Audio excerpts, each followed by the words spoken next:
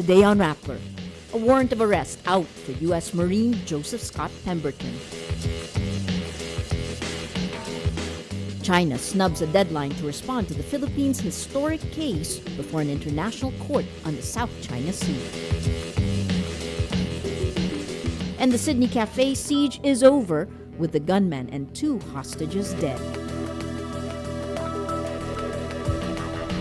Hello, I'm Maria Ressa. This is Rappler's Wrap for the Day, a list of the most important events around the world you shouldn't miss. An Olongapo City Court issues a warrant of arrest Tuesday for U.S. soldier Joseph Scott Pemberton, accused of killing Filipino transgender woman Jennifer LAUDE. Prosecutors earlier found probable cause to indict Pemberton, citing, in its words, aggravating and qualifying circumstances pointing to murder. Pemberton is currently detained at the Philippine military headquarters, but remains under U.S. custody based on the Visiting Forces Agreement between the Philippines and the United States.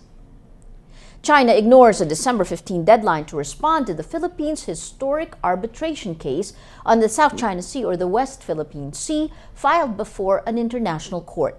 This is consistent with Beijing's stand not to accept nor participate in the process. In 2013, the Philippines asked an arbitral tribunal to uphold its rights to the waters under the UN Convention on the Law of the Sea, to which China is also a party. But China says the tribunal has no jurisdiction over the case because it involves territorial sovereignty, which is beyond the scope of the treaty. The Philippines challenges China's controversial 9-dash line, the basis for its claim over the South China Sea. The day-long siege in a central Sydney cafe ends as heavily armed Australian police took control early Tuesday. 2 hostages and the lone gunman were killed in the pre-Christmas siege that held 17 people hostage. Reports say the gunman was named Manheron Moniz, an Iranian-born cleric. Moniz's lawyer, Manny Condici, says, quote, "It's not a concerted terrorism event or act." Australian Prime Minister Tony Abbott also says the gunman was mentally unstable and infatuated with extremism. The gunman displayed an Islamic flag on the cafe's window, triggering fears he was connected to an extremist group. At his request, Pope Francis will be going around Manila and Tacloban next year in a vehicle that won't be bulletproof. Father David Concepcion of the Papal Visit Committee says the Pope wanted to be open and accessible to Filipinos. The open design of the POPEMOBILE would make it easier for Pope Francis to step down and to meet the crowds.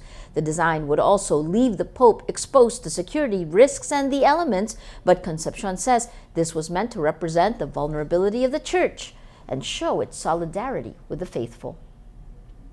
Villas with a jacuzzi and a stripper bar in prison? Well, there's such a thing in the Philippines' Bilibid prison. Police raided the prison complex Monday and uncovered the luxury cells.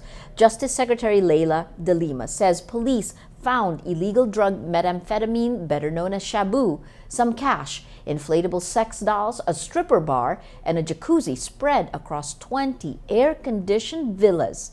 She says drug lords were, in her words, living like kings. Bureau of Corrections Chief Franklin Bucayo says his agency had no idea of the extent of the structures. For the full stories, click on the links on your screen. And for those of you watching on mobile, the links can be found on the titles on the article. You can also click on the tabs below to go to a story in the video.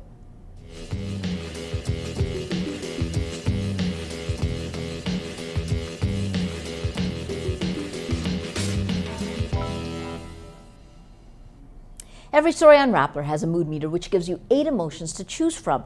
If you look at today's Mood Navigator, which is in the middle of the front page, we see that the story that's gotten the most number of votes is an older story for yuppies who want to quit, a word from Jesse Robredo. And you see a whopping 87% inspired. That brings out the mood of the day. Today, most people are inspired. Well, that is the wrap for today, Tuesday, December 16th, 2014. Visit Rappler.com for the latest news here and around the world. Check out our other shows, Tech Rap and Talk Thursday. And if you haven't yet, subscribe to our YouTube channel. I'm Maria Ressa. As we say at Rappler, tomorrow begins today.